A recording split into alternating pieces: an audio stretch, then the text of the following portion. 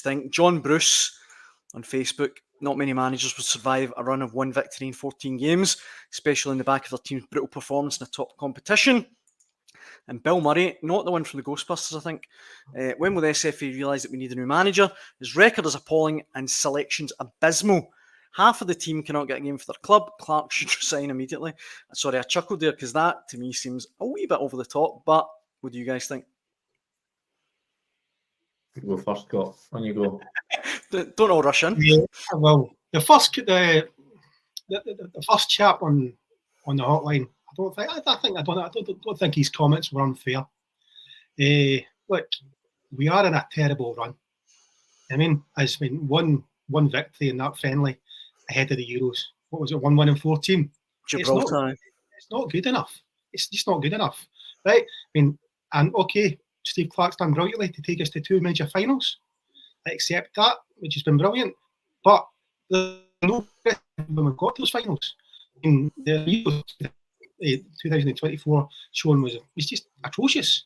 And the fact that Steve Clarke buried his head after the finals, he disappeared, didn't say anything, hoped everything would blow over, and the fans would get back on side. I just think it was all wrong. He should have addressed it after the finals and said, "Look, I've made mistakes. I mean, I bet we'll learn and we'll move forward." But he hasn't. He's just come out. He waited till before he named the squad for these Nations League games. Didn't change that much. He then puts it. I mean, he names his 2 teams for the 2 Nations League games. Although he brings new players into the squad, it's pretty much the old tried and trusted in the starting 11. You know what I mean? And there's some guys in that team, for me, shouldn't be playing. What do you think, Andy? I mean, yeah, Scott's makes some good points. I mean, I tend to think that if you were going to dispense with Steve Clarke's services, the time to do it was after the Euros, when it really was so deflating, it was so disappointing. It just felt that the nation had got its hopes up and hadn't really get anything in return for the support, the incredible support that the Tartan Army gave over in Germany. But I tend to think the last 2 results have been just so unfortunate in Scotland. I mean, I thought, bar 3 horrendous individual errors, which no manager can sort of account for, we would have got a great result against the Poles. And then again, a really stoic, heroic performance over in Lisbon, and you're undone by a guy who scored 900 goals 3 minutes from time. So, yeah, listen, I can understand why there's this feeling that a change is required because of the just the length of time that this sort of slump has gone on. You're talking the best part of a year now, if not longer. But I think there's been some encouraging signs over the last few while.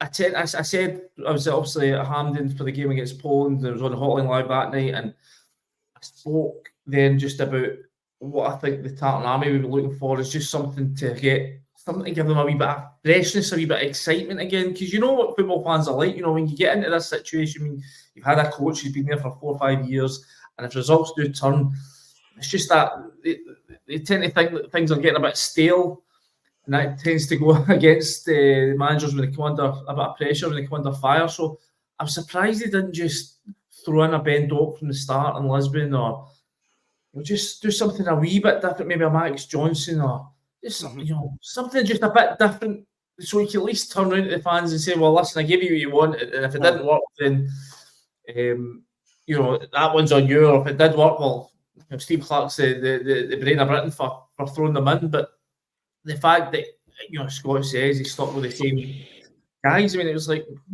bar Angus Gunn, maybe Billy Gilmore, maybe a team you could have picked 4 or 5 years ago. So I mean, for me, he maybe doesn't do himself any favours in that sense, but I think you've also got to say that Steve Clarke's stubbornness, for want of a better word, it's been largely what's got him to this stage in his managerial career. He's got things he believes in, and he'll stick by them through sort of thick and thin. So, listen, I think the next round of fixtures next month will be crucial. I think if there's no sign of it's getting closer to a result, if not a result itself, then I think he'll be in real bother. I can't see, as I said when I was at Hampden, I don't think I think the Nations League's a crucial competition. You can write it off as just glorified friendlies if you want, but it's been crucial to us getting back to major tournaments, obviously helping us get to Euro 2020. But I don't think you can go into the actual proper World Cup qualifying campaign and still be in this long run of not winning, not getting results. I think you need to have some level of momentum, some confidence to take into that campaign. So I think if we don't see an upturn come next month's fixtures, then I think the SFA might have a decision to make in that sense. You know, it's sorry, go on, Scott.